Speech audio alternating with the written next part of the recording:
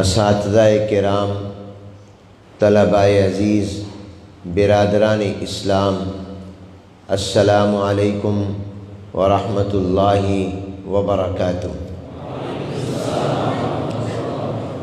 آج بتاریخ 15 ربیع الاول سن 1442 ہجری مطابق 2 نومبر سن 2020 بروز پیر وطن عزیز اسلامی جمہوریہ پاکستان اور اہل السنت والجماعت علماء دیوبند کی ایک عظیم الشان معیاری علمی دینی درسگاہ جامعہ دارالعلوم رحیمیہ ملتان پنجاب پاکستان میں ادارے کے بانی و محتمم شیخ الحدیث حضرت مولانا قاری محمد ادریس صاحب ہوشیار پوری رحمۃ اللہ علیہ کی وفات کے بعد ادارے کی حال و مستقبل کی ذمہ داریوں کے حوالے سے یہ نمائندہ باوقار اجتماع انعقاد پذیر ہے۔ مجھ سے پہلے مجھ سے بہتر حضرات نے بہتر انداز میں وقت کی مناسبت سے بڑی قیمتی باتیں ارشاد فرمائیں۔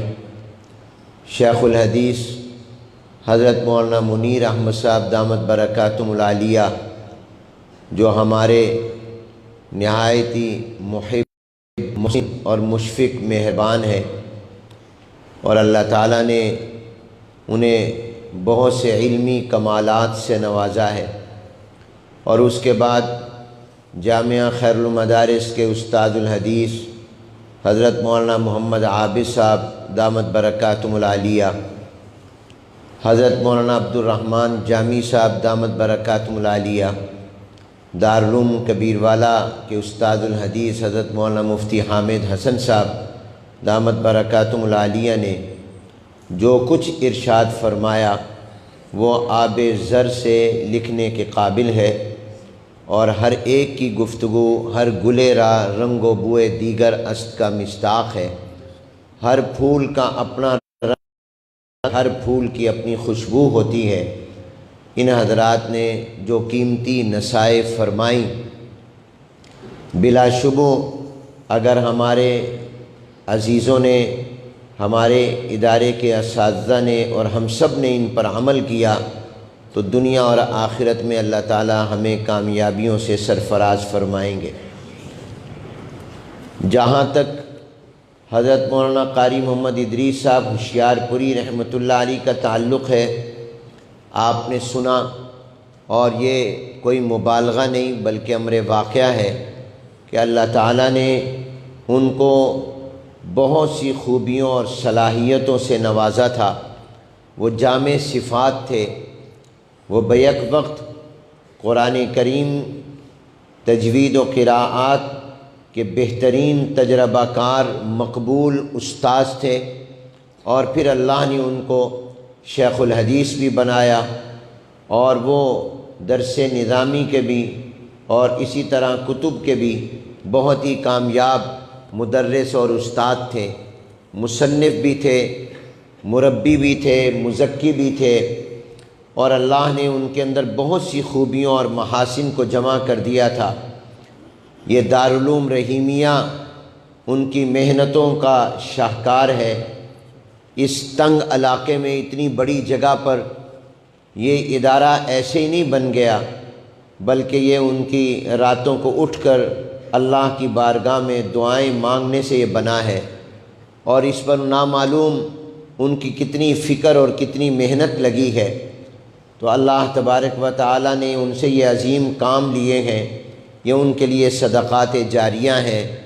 اللہ تبارک و تعالیٰ اپنی بارگاہ میں اسے قبول فرما لے، اور حضرت قاری صاحب رحمۃ اللہ علیہ کے درجات آخرت کو بلند سے بلند تر فرمائے۔ حضرت قاری صاحب رحمۃ اللہ علیہ نے واپس نہیں اس دنیا میں آیا وہ جانے کے لیے آیا، اور جو چلا گیا وہ دوبارہ اس دنیا میں نہیں آیا۔ اب ان کے صاحبزادوں کو اور ان کے متوسلین و متعلقین کو ان کی جگہ لینی ہے۔ مجھے یاد ہے کہ جب حکیم الاسلام حضرت مولانا قاری محمد طیب صاحب رحمۃ اللہ علیہ ہمارے دادا حضرت مولانا خیر محمد صاحب جالندری رحمۃ اللہ علیہ کی وفات کے بعد تعزیت کے لیے تشریف لائے تھے، اور جامعہ خیر المدارس ملتان میں بعد نماز مغرب ان کا ایک طویل بیان ہوا جو فلسفہ موت کے نام سے خطبات حکیم الاسلام میں چھپا ہوا ہے۔ حضرت قاری محمد ادریس صاحب رحمۃ اللہ علیہ کی دیگر خوبیوں اور کمالات میں ایک بہت بڑا کمال یہ ہے کہ انہوں نے حکیم الاسلام حضرت مولانا قاری محمد طیب صاحب رحمۃ اللہ علیہ کے خطبات کو جمع کیا، اور اس پر بڑی محنت کی، اور اس کے لیے ان کو سفر کرنے پڑے، اور انہوں نے قریب اور دور سفر کیے، کیسٹیں حاصل کیں، اور حضرت کی کہیں چھپی ہوئی تقریریں جمع کیں، اور ایک بہت بڑا علمی خزانہ خطبات حکیم الاسلام کے نام سے انہوں نے مرتب فرمایا، جس کے ایک تقریر پر ہم کئی مہینوں کے جمعے پڑھا لیتے ہیں۔ حضرت قاری طیب صاحب رحمۃ اللہ علیہ کو اللہ نے علوم وہبیہ عطا کیا تھے۔ ایسا تو نہیں تھا کہ ایشیا کا سب سے بڑا خطیب امیر شریعت سید عطا اللہ شاہ بخاری رحمۃ اللہ علیہ، جن کے پائے کا کوئی خطیب آج تک بر صغیر میں پیدا نہیں ہوا، ہم نے نہیں سنا، وہ مجمع میں بیٹھ کر حضرت قاری طیب صاحب رحمۃ اللہ علیہ کی تقریر سنا کرتے تھے۔ اور ہمارے استاد حضرت مولانا صدیق صاحب رحمۃ اللہ علیہ فرمایا کرتے تھے کہ کئی مرتبہ ایسا ہوتا کہ شاہ جی حضرت قاری طیب صاحب کی تقریر کے لیے مجمع میں سامنے بیٹھ کر اپنی زلفیں انہوں نے کھولی ہوئی ہوتی، اور ان کی نگاہیں قاری صاحب کے چہرے پر رہتی، اور قاری صاحب جب کوئی علمی نکتہ بیان کرتے تو فوراً بے ساختہ شاہ جی فرماتے، واہ قاسم کی روح، واہ قاسم کی روح، فرماتے یہ مولانا محمد قاسم نانوتوی رحمۃ اللہ علیہ کی روح بول رہی ہے۔ میں اساتذہ سے طلباء سے درخواست کروں گا کہ وہ قاری طیب صاحب رحمۃ اللہ علیہ کے خطبات کو کے مطالعے کو اپنا معمول بنائیں، آپ کو وہ چیزیں اس میں ملیں گی جو آپ کو کہیں اور نہیں ملیں گی۔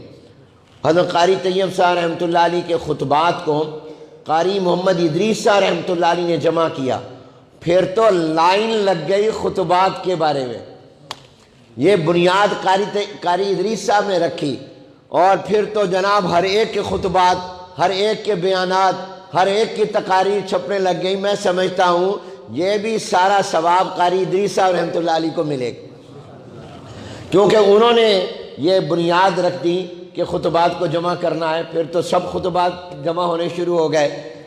حضرت قاری طیب صاحب رحمۃ اللہ علیہ نے جو فلسفہ موت پر بیان فرمایا وہ، اور میں عجیب بات ہے، میں ہندوستان گیا، دیوبند گیا، تو حضرت قاری طیب صاحب رحمۃ اللہ علیہ کے خدمت میں بھی حاضر ہوا، کیونکہ میرے دادا حضرت مولانا خیر صاحب رحمۃ اللہ علیہ کا اور قاری طیب صاحب رحمۃ اللہ علیہ کا آپس میں بہت پیار کا، بہت محبت کا تعلق تھا۔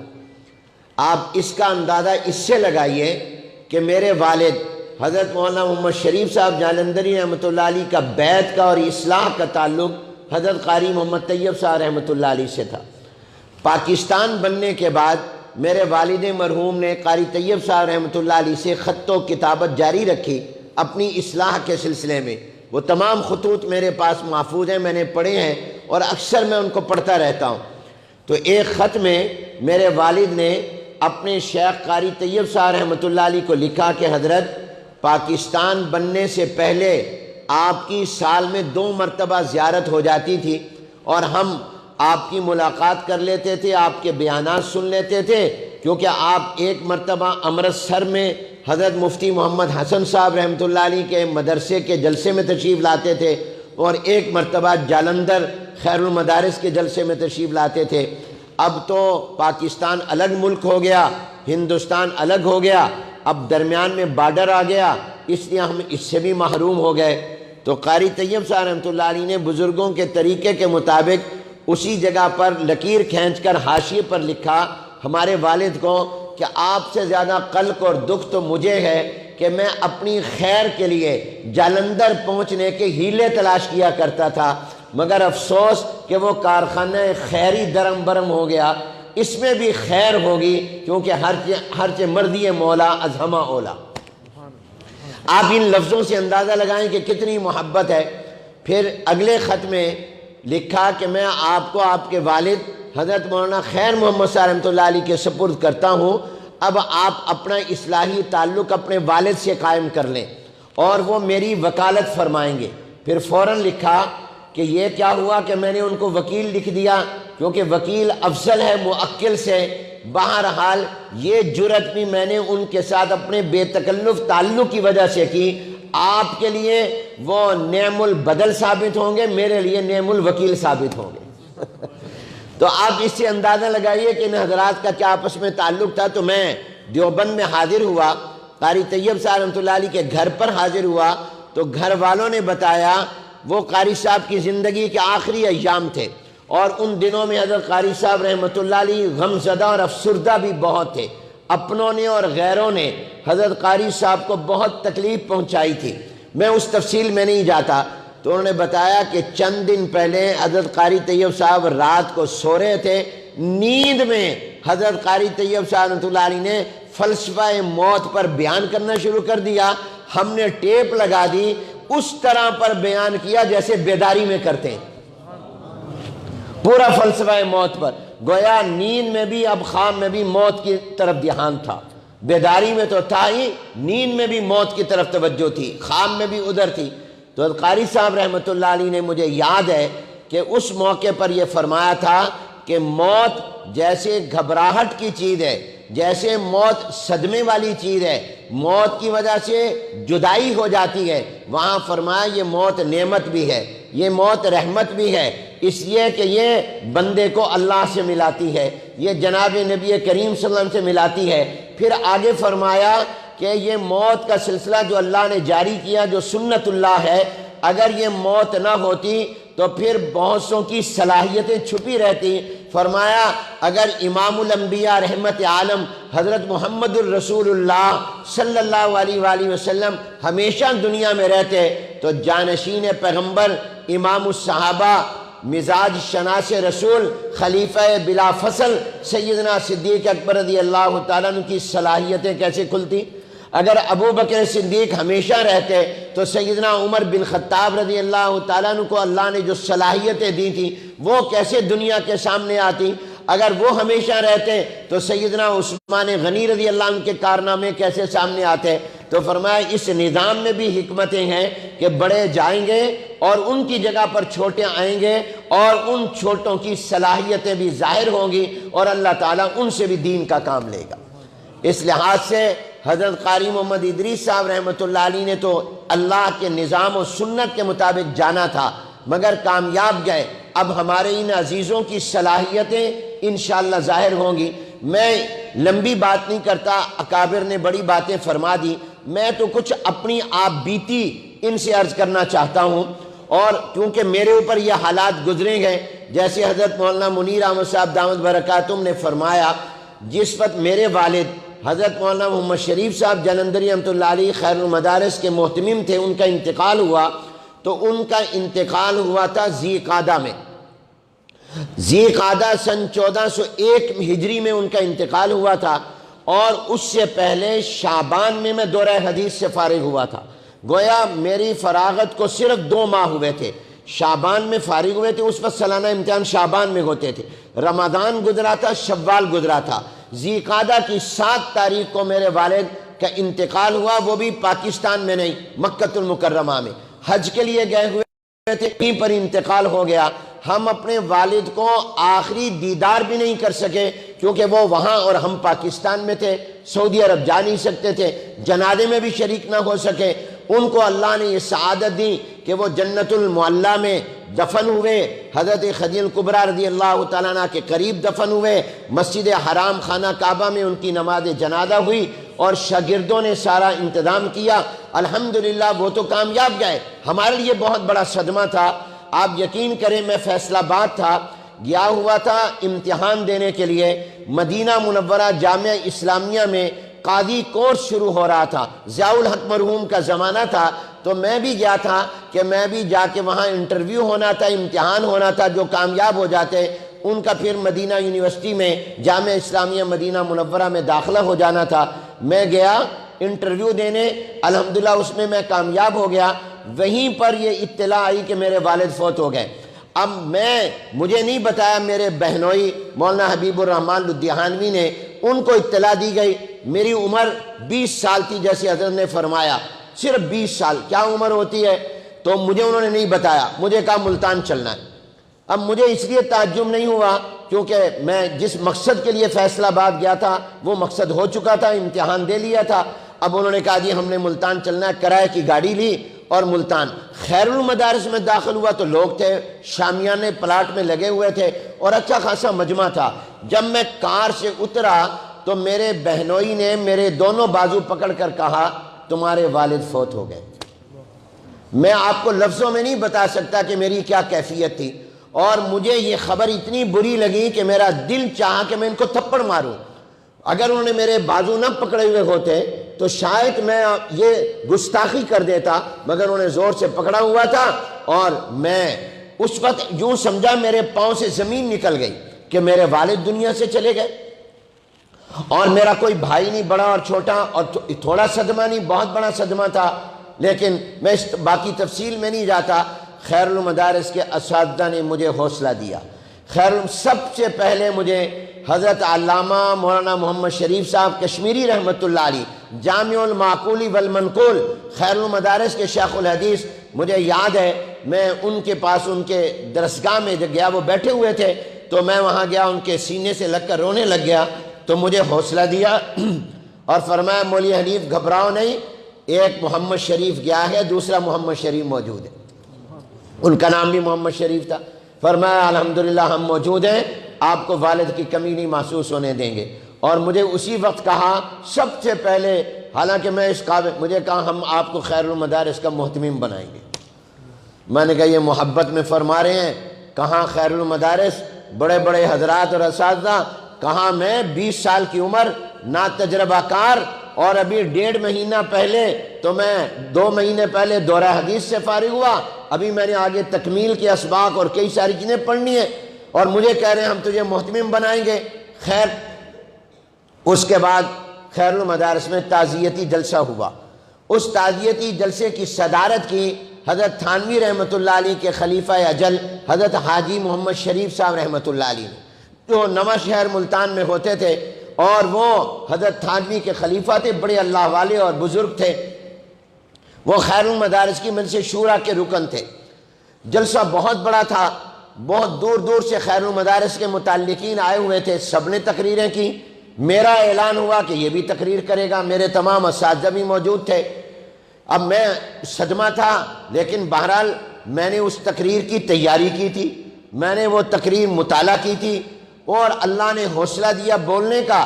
میں نے وہ تقریر کی تو حاجی محمد شریف صاحب رحمۃ اللہ علیہ نے پہلی مرتبہ میری تقریر سنی، تو انہوں نے وہاں سے اٹھتے ہی جاتے ہی اپنے رفقا کو، جو مجلس شورا کے ارکان ملتان میں تھے، منشی عبد الرحمن مرحوم تھے، چوک کچہری پہ صوفی بشیر صاحب مرحوم ہوتے تھے، ان کو کہا کہ میں نے حنیف کی تقریر پہلی دفعہ سنی ہے، میں نے ارادہ اسی وقت کر لیا کہ اسی کو خیر المدارس کا محتمم بنائیں۔ خیر المدارس کی مجلس شورا کا اجلاس ہوا، بڑے بڑے علماء اور اکابر اس میں تھے، مفتی محمد تقی عثمانی صاحب، مفتی عبدالشکور صاحب ترمذی رحمۃ اللہ علیہ، جامع رشیدیہ سائیوال حضرت مولانا محمد عبداللہ صاحب رائے پوری رحمۃ اللہ علیہ، حضرت مولانا محمد مالک کاندلوی رحمۃ اللہ علیہ، حضرت مولانا شمس الحق افغانی رحمۃ اللہ علیہ، حضرت مولانا مفتی محمد عبداللہ صاحب رحمۃ اللہ علیہ، یہ بڑے بڑے اکابر خیر المدارس کی شورا کے رکن تھے، اور مفتی محمد تقی صاحب، اور یہ مفتی غلام قادر صاحب رحمۃ اللہ علیہ، بڑے بڑے حضرات تھے۔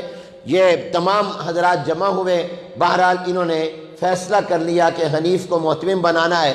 مجھے محتمم بنایا، دارالحدیث میں اجتماع کیا، حضرت کشمیری صاحب نے میرے سر پر ہاتھ رکھا، میرے چچا نے رکھا، حضرت مولانا صدیق صاحب، حضرت قاری رحیم بخش صاحب رحمۃ اللہ علیہ نے۔ آپ اکابر کا دیکھیں ان کا اخلاص کیا تھا، ہم تو اس قابل نہیں تھے۔ قاری رحیم بخش صاحب رحمۃ اللہ علیہ نے یہاں تک فرما دیا، اگر حنیف کو محتمم نہیں بناؤ گے میں شاید خیر المدارس میں رہوں کہ نہ رہوں۔ مفتی عبدالستار صاحب رحمۃ اللہ، یہ ان کی عظمتیں تھیں، چھوٹوں کو بڑا بنانا۔ اور آج کل تو زمانہ یہ آ گیا ٹانگیں کھینچتے ہیں، ہر ایک بڑا بننے کی کوشش کرتے ہیں۔ ہم نے ان کو دیکھا جنہوں نے چھوٹوں کو بڑا بنایا۔ تو خیر اس کے بعد وہاں دارالحدیث میں جلسہ ہوا، مفتی محمد تقی صاحب نے اعلان کیا کہ خیر المدارس کے محتمم کا فیصلے کے 3 طریقے ہوتے ہیں۔ فرمایا ایک طریقہ ہوتا ہے کثرت رائے سے ہو، کہ اکثریت کی رائے کسی کے حق میں 2-4 مخالف بھی ہوں، مگر گنتی کی جائے تو اکثر جس کے حق میں ہو تو وہ فیصلہ ہو جاتا ہے۔ دوسرا طریقہ یہ ہوتا ہے کہ ہو تو سب کے اتفاق سے مگر بحث کے بعد ہو، اختلاف کسی کو دلیل سے قائل کیا جائے، وہ بھی اپنی رائے بدل لے، تو اس کو دوسرا طریقہ ہوتا ہے۔ تیسرا یہ کہ کوئی ووٹ، کوئی گنتی، کوئی اختلاف، کوئی بحث کی ضرورت نہ پڑے، ہر ایک کے دل میں اللہ ڈال دے دماغ میں یہ کرنا ہے۔ فرمایا یہ فیصلہ جو ہوا ہے توارد سے ہوا ہے، اس کو توارد کہتے ہیں۔ یہ نہ کثرت رائے سے ہوا نہ اتفاق رائے سے ہوا، یہ توارد سے ہوا ہے کہ میرے دماغ میں اللہ نے ڈال دیا اس کو بنا دو۔ حضرت افغانی رحمۃ اللہ علیہ 4 سدہ میں بیٹھے ہیں، خط لکھ رہے ہیں حنیف کو بنا دو۔ مولانا محمد مالک کاندلوی رحمۃ اللہ علیہ فرماتے ہیں میں مکہ میں تھا، میں نے وہیں سے ارادہ کیا کہ اس کو محتمم بنا دیا جائے۔ تو یہ توارد سے ہوا۔ اس کے بعد حضرت کشمیری صاحب کو کہا گیا آپ ذرا کچھ کلمات فرمائیں، تو حضرت کشمیری صاحب نے، پھر ان کا مزاج تھا، انہیں نعرے لگوائے۔ تو میں بھی چاہتا ہوں کہ آج میں بھی ان کے لیے آپ سے نعرے لگواؤں تاکہ کم از کم میرے اہتمام کی یاد تازہ ہو جائے۔ تو حضرت نے میرے نام کے نعرے لگوائے تھے، میں آپ سے ان کے نام کے، مولانا محمد احمد، مولانا محمد احمد، مفتی محمد اسد، مولانا احسن، عزیز حافظ مصبح، دارالعلوم رحیمیہ۔ تو میں اپنی آپ بیتی آپ کو سنانے لگ گیا خام خواہ۔ میں بس یہ سناتا ہوں کہ جس وقت میرے والد کا انتقال ہوا، جو صدمہ ان پر آیا ہے میرے اوپر اس سے کئی گنا بڑا صدمہ آیا تھا، اس لیے کہ میری عمر 20 سال تھی، میں ابھی طالب علم تھا، اور پہلے سال حضرت جب میں خیر المدارس کا خادم بنا میں محتمم بھی تھا، میں مدرس بھی تھا، میں طالب علم بھی تھا، حضرت کشمیری صاحب رحمۃ اللہ علیہ کے پاس میں نے ملا حسن، میں نے میبزی اور میں نے سلم العلوم، یہ تمام کتابیں اور حمداللہ صدرہ یہ میں نے محتمم بننے کے سال میں پڑھی ہیں۔ حضرت کشمیری صاحب باقاعدہ طالب علم بن کے پڑھتا تھا، درسگاہ میں بیٹھ کے پڑھتا تھا، بیک وقت محتمم بھی تھا، طالب علم بھی تھا اور ابتدائی کتابیں بھی۔ اور مجھے یاد ہے کہ جب میں محتمم بنا تو حضرت ہمارے 4 بڑے استاد تھے خیر المدارس کے۔ حضرت علامہ مولانا مشری صاحب کشمیری رحمۃ اللہ علیہ صدر مدرس تھے، شیخ الحدیث تھے۔ حضرت مولانا مفتی عبدالستار صاحب رحمۃ اللہ علیہ صدر مفتی تھے۔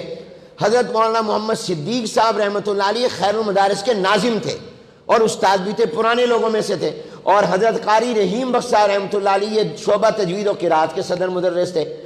ان 4 نے مجھے بلایا اور کشمیری صاحب نے فرمایا حنیف تو اب محتمم بن گیا ہے، یہ تقسیم اسباق کا نقشہ تیرے سامنے ہے، تو اپنے اختیار کو استعمال کرتے ہوئے اگر چاہے تو آج ہی میرے نام سے بخاری کاٹ کر اپنے نام پہ لکھ لے اور بخاری پڑھا، تو جو سبق لینا چاہے لے لے۔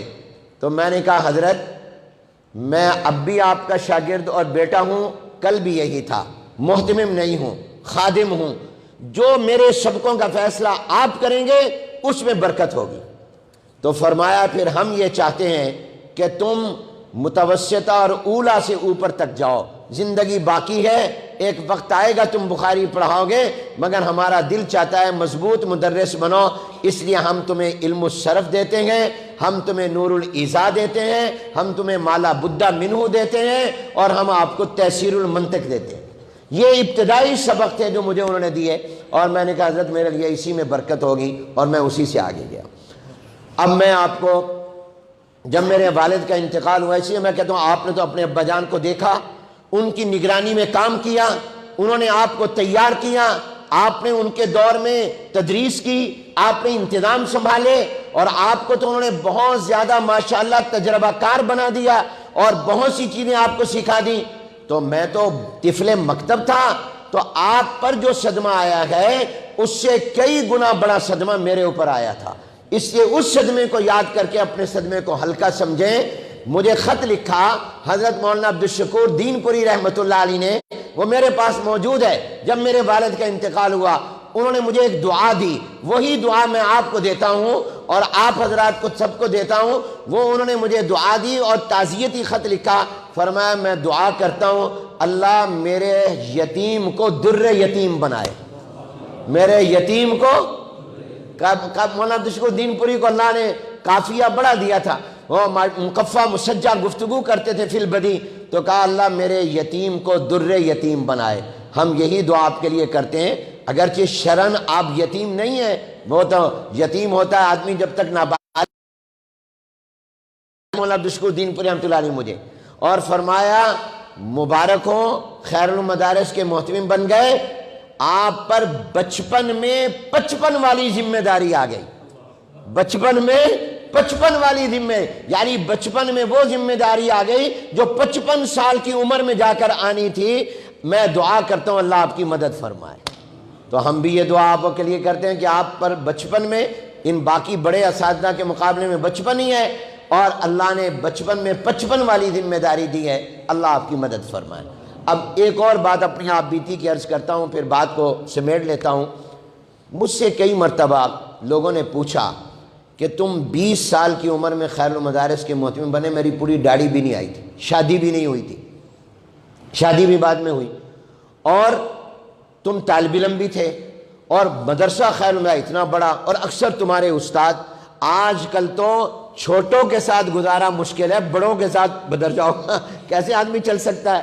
تو مجھے کہا یہ وجہ کیا ہے کہ الحمدللہ خیر المدارس نے ظاہری طور پر ترقی کی اور یہ آگے بڑھا۔ جس وقت میں خیر المدارس کا محتمم بنا تھا 700-800 طالب علم خیر المدارس میں زیر تعلیم تھے، شاخیں ملا کر 1000، آج 5000 ہیں۔ دارالاقامہ میں 250-300 طلبہ ہوتے تھے، آج الحمدللہ 1800 کا کھانا پک رہا ہے، 20 برانچیں ہیں۔ بجٹ ہوتا تھا ہمارے خیر المدارس کا 60-70 لاکھ، اور اب ہمارا جو خیر المدارس کا بجٹ ہے وہ تقریباً 15 سے 20 کروڑ ہے ایک سال کا۔ اور باقی آپ کے سامنے ظاہری باطنی ترقیات تو دادا جان کے ساتھ تھیں، وہ تو اکابر کے ساتھ تھی، ظاہری ترقی کی بات کر رہا ہوں۔ مجھ سے پوچھا اس کی وجہ کیا ہے؟ میں نے کہا اس کی بنیادی وجہ 2 ہیں۔ نمبر 1، میں نے آج تک اپنے آپ کو محتمم نہیں سمجھا،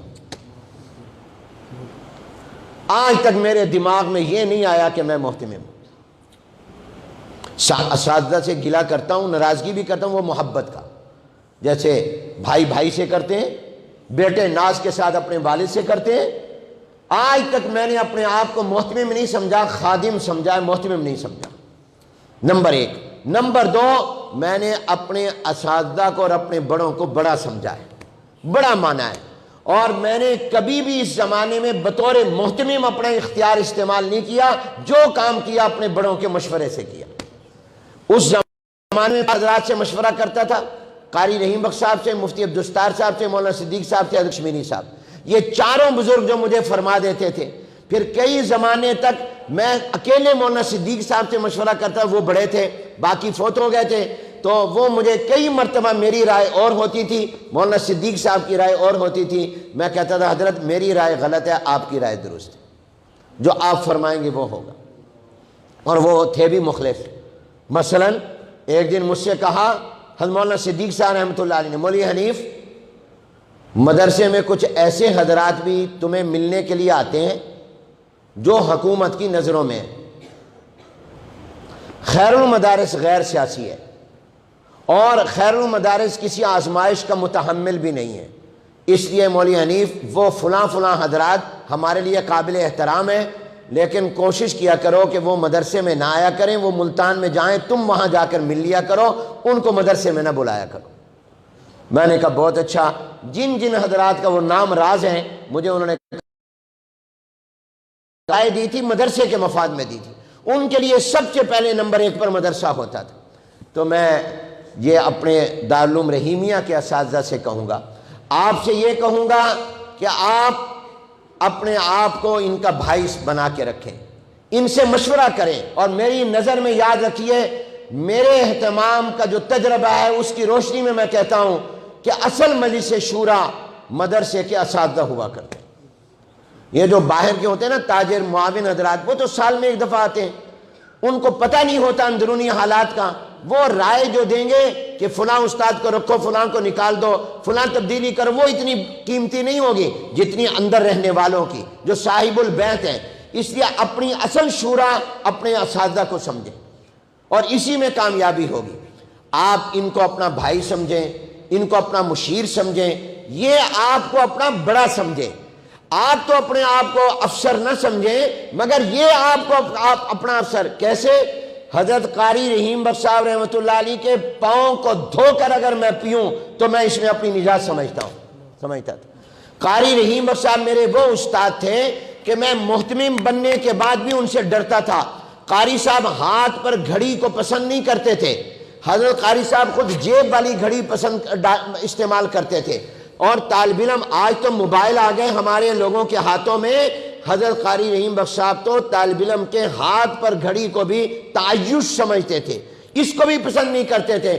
مجھے یاد ہے کہ محتمم بننے کے بعد بھی جب میں قاری صاحب سے ملنے ان کی درسگاہ میں جاتا تھا تو درسگاہ سے بہت دور پیچھے ہاتھ سے گھڑی اتار کر جیب میں ڈال کر پھر جاتا تھا، اور ڈرتا تھا کہیں قاری صاحب مجھے محتمم بننے کے بعد بھی یہ نہ کہہ دے ابے گھڑی لگائی ہوئی ہے، ڈنڈے لگواؤں گا، اور لگوا بھی نہ دیں۔ اور میں نے قاری رحیم بخش صاحب سے خوب مار کھائی ہے، آپ اس مار کا تصور نہیں کر سکتے جو مار میں نے کھائی ہے قاری رحیم بخش صاحب رحمۃ اللہ علیہ۔ اور آج مجھے دل سے دعائیں نکلتی ہیں کہ قاری صاحب نے جو مارا تھا وہ ماں کے پیار سے بھی زیادہ قیمتی ہے۔ اتنا قرآن یاد کرا گئے ہیں کہ میں روزانہ ایک پارہ سناتا ہوں، الحمدللہ میری ایک غلطی بھی نہیں آتی۔ یہ قاری صاحب کی مار کی برکت ہے۔ شاگردوں کو استاد جو مارتا ہے وہ ان کے فائدے میں مارتا ہے، اور یہ مار پھر ان کو بعد میں یاد آتی ہے کہ میرے استاد نے مجھے بنا دیا، میری غفلت کو دور کر دیا۔ تو میں گھڑی اتار کر جاتا تھا قاری صاحب کے پاس محتمم بننے کے بعد بھی، عمر بھر کبھی مجھے یہ نہیں ہوئی کہ میں قاری صاحب کے سامنے گھڑی پہن کر جاؤں۔ اور محتمم بننے کے بعد بھی قاری صاحب کو کئی سالوں تک رمضان میں خیر المدار سے پیدل حسین گئی جا کر تراویح کے بعد 3 پارے سنتا تھا، سناتا تھا شاگرد۔ اب قاری صاحب کیا تھے سنیے، مجھے پیغام بھیجتے مولانا حنیف صاحب آپ سے میں نے ملنا ہے، اگر آپ اپنے دفتر اہتمام میں موجود ہیں تو میں آ جاؤں۔ اللہ اکبر، میں پانی ہو جاتا، میں بھاگ کے جاتا، میں کہتا، اور جب میں جاتا تو میں سامنے شاگردوں کی طرح بیٹھتا، حضرت قاری صاحب اپنی جگہ سے ہٹتے، مجھے اپنے ساتھ بٹھاتے۔ میں نے ایک دن کہا حضرت آپ مجھے صرف پیغام بھیج دیا کریں، مجھے بلا لیا کریں، یہ نہ فرمایا کریں میں تیرے پاس آنا ہے، اور جب میں آیا کروں مجھے سامنے بیٹھنے دیا کریں، اپنے ساتھ جگہ پر نہ بٹھایا کریں۔ فرمایا مولوی حنیف اب تم ہمارے محتمم ہو، اگر ہم تمہاری عزت نہیں کریں گے تو باقی کیسے عزت کریں گے؟ اگر ہم تمہاری عزت نہیں کریں گے، ان کو قاری محمد ادریس سمجھیں، ان کی عزت اسی طرح پر کریں، یہ آپ پر شفقت کریں گے اور آپ ان کو اپنا بڑا سمجھیں، ان کی اطاعت کریں، ان کی فرما برداری کریں۔ تو خیر المدارس میں نے اپنے بڑوں کو بڑا سمجھا اور مشورے سے چلا، کوئی کام اپنی مرضی سے نہیں کیا، مشورے سے کیا۔ الحمدللہ کبھی اپنے اساتذہ سے مشورہ، کبھی اکابر سے مشورہ، لیکن کوشش کی کہ اکثر کام جو کیے جائیں وہ مشورے سے کیے جائیں۔ اسی میں خیر و برکت ہوتی ہے، اسی سے ترقی ہوتی ہے، اسی سے برکتیں آتی ہیں۔ انشاءاللہ یہ دارالعلوم رحیمیہ بہت ترقی کرے گا۔ اور ایک بات میں اپنے ان عزیزوں سے کہوں گا، جب میں محتمم بنا تھا تو ہماری مجلس شورا نے ساتھ ہی حضرت حاجی محمد شریف صاحب رحمۃ اللہ علیہ کو باضابطہ خیر المدارس کا سرپرست بنایا تھا، اور مجھے پابند کیا تھا کہ میں حضرت حاجی محمد شریف صاحب رحمۃ اللہ علیہ کے مشورے سے چلوں۔ مجھے نہیں معلوم دارالعلوم رحیمیہ کا کوئی سرپرست آپ نے بنایا باضابطہ یا نہیں تو ضرور بنائیں، اور میں نے اس کا بہت فائدہ محسوس کیا۔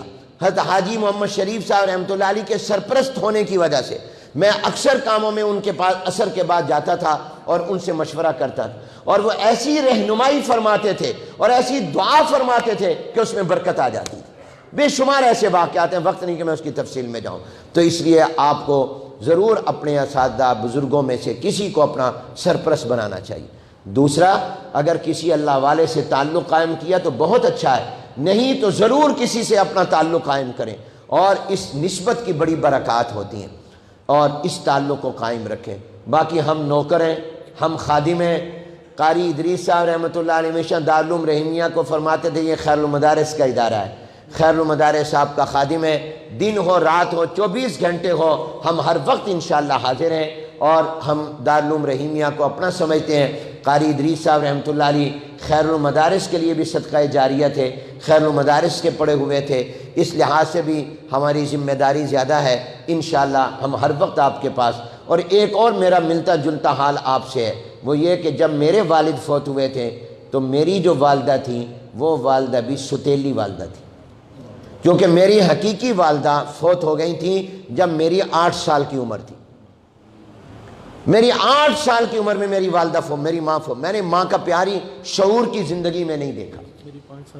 آپ کی 5 سال میں ہو گئی، تو ملتے جلتے حالات ہیں ہمارے جو میں عرض کر رہا ہوں۔ اس لیے میں نے آپ بیتی، کیونکہ حالات ملتے تھے، اس لیے میں نے کہا میں کچھ اپنے تجربات۔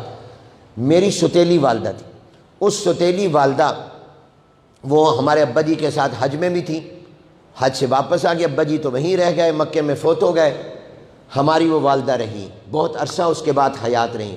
میں نے اس ماں کو اپنی ماں سمجھا، آپ بھی اپنی ستیلی والدہ کو اپنی والدہ سمجھنا، اس کی بڑی برکات ہوں گی۔ اور وہ میری ماں بڑی نیک تھی، اور وہ قرآن پڑھتی رہتی تھی ہر وقت، وہ مجھے دعائیں دیتی تھی، اور میرا یہ طریقہ تھا کہ جب تک میری ستیلی والدہ زندہ رہی، میری شادی بھی ہو گئی، تب بھی میں مہینے کا خرچہ اور پیسے لا کر اپنی بیوی کو نہیں دیتا تھا، اپنی ستیلی والدہ کو دیتا تھا۔ اس کی برکات ہے، یہ اس کی دعائیں ہیں جو آج اللہ نے۔ حضرت قاری طیب صاحب رحمۃ اللہ علیہ کا واقعہ میں سنایا کرتا ہوں، لکھنؤ گئے اور مولانا عابد صاحب نے ماشاءاللہ بڑے اچھے اچھے الفاظ لکھنوی زبان کے سنائے، اور ترجمے ماشاءاللہ ان کی تعبیرات بڑی پیاری ہوتی ہیں، تو یہ تعبیر بھی بڑی زیارت کے لیے۔ قاری طیب صاحب درمیان میں بیٹھے، بہت بڑا مجمع تھا، ایک نواب صاحب لکھنؤ کے آئے، وہ بھی قاری صاحب کو زیارت کرنے کے لیے آئے۔ پہنچے تو انہوں نے دروازے پر باہر کھڑے ہو کر، کیونکہ اندر رش تھا پہنچ نہیں سکتے تھے، وہیں کھڑے ہو کر کہا جہاں شہد ہوتا ہے وہاں مکھیاں جمع ہو ہی جاتی ہیں، جہاں شہد ہوتا ہے۔ قاری صاحب کے کان میں یہ جملہ پڑ گیا، اور قاری صاحب نے فرمایا، دل میں سوچا کہ انہوں نے مجھے شہد کے ساتھ تشبیہ دی اور یہ محبت کرنے والوں کو مکھیوں کے ساتھ تشبیہ دی۔ تو قاری صاحب تو بنے ہوئے تھے، خانقاہ تھانوی میں باقاعدہ جوتے سیدھے کیا کرتے تھے، تو فوراً قاری طیب صاحب نے اپنا چہرہ مبارک اٹھایا اور نواب صاحب کی طرف دیکھ کر، پہچانتے تھے قاری صاحب ان کو، فرمایا نواب صاحب شہد کو بھی تو مکھیاں ہی بناتی ہیں، شہد کون سا خود بنتا ہے، یہ مکھیاں ہی تو ہوتی ہیں جو درختوں پر پھلوں پر جا کر بیٹھ کر رس چوستی ہیں اور پھر ایک جگہ اکٹھی ہوتی ہیں، وہی رس اندر سے شہد نکلتا ہے۔ تو جو کچھ میں ہوں ان کی دعاؤں کی برکت سے ہوں، میرا کوئی کمال نہیں ہے۔ فرمایا شہد کو بھی تو مکھیاں ہی بناتی ہیں۔ تو ہمیں بنایا ہے ہماری ستیلی والدہ کی دعا نے، ہماری بہنوں کی دعاؤں نے، اور ہمارے اساتذہ کی دعاؤں اور سرپرستیوں نے، اور مخلصین کی دعاؤں نے۔ اس لیے میں آپ سے کہوں گا کہ ہمیشہ اپنے ستیلے بھائی کا بھی خیال رکھنا اور اپنی ستیلی والدہ کا بھی خیال رکھنا، اس کو اپنی والدہ سمجھنا، ان کی دعائیں وہ کام کریں گی جو شاید کوئی اور چیز کام نہیں کر سکے، اور آپس میں محبت